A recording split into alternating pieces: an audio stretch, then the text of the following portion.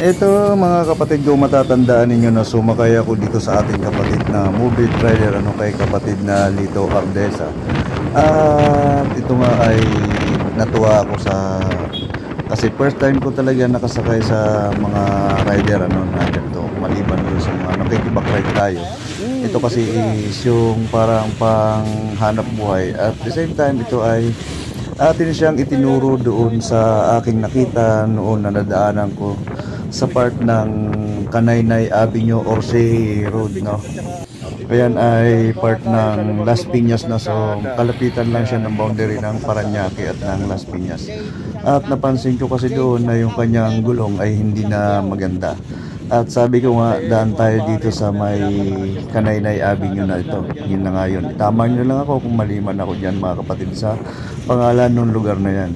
At sabi ko is ituturo ko sa iyo kung saan tayo makakakuha o makakabili ng gulong mo na budget meal lang talaga, na kayang-kaya mong mabili o kahit na sino, ano. Yung talagang hindi talaga namimili naman tayo ng magagandang klase na gulong kasi nga una is wala rin talagang budget kung halimbawa man. Ito po ay hindi naman brand new, second hand, pero may mga brand new rin po sila dyan na gulong sa pupuntahan natin na ituturo ko dito kay kapatid na Lito Ardesa, na siya ay movie trader. Siyempre kailangan niya to sa kanyang biyahe, yung maganda yung kanyang gulong.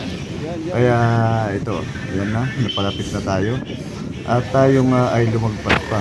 So ito na mga kapatid, tingnan nyo kung anong gulong ang ating mabibili dyan sa lugar na yan. So pwede rin po kayong pumunta sa dyan yan.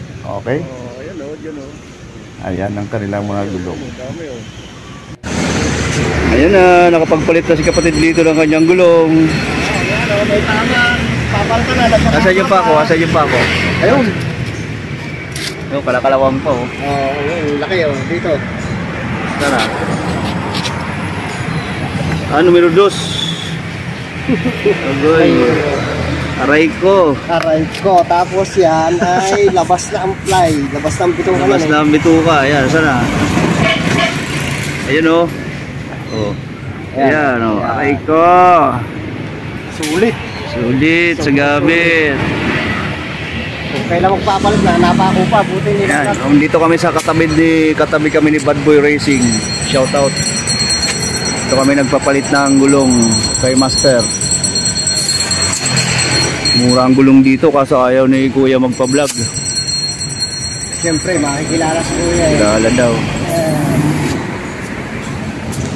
Ayan yung kanyang gulong. Baka makatulad nung nag-viral yung movie rider, ninampas yung pera sa vlogger, tsaka yung isa. Kapanood mo yun? Alright, yan na. Kine-check na ang gulong. Oh, is na.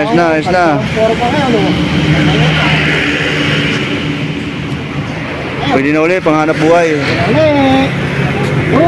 Panghanap buhay. Kanina, ang dapat eh. Wala pang hangin. Ready na ulit sa rides. Yan ang kanila mga gulong dito. Dalang forma, oh. Butik na ka-video, sorry.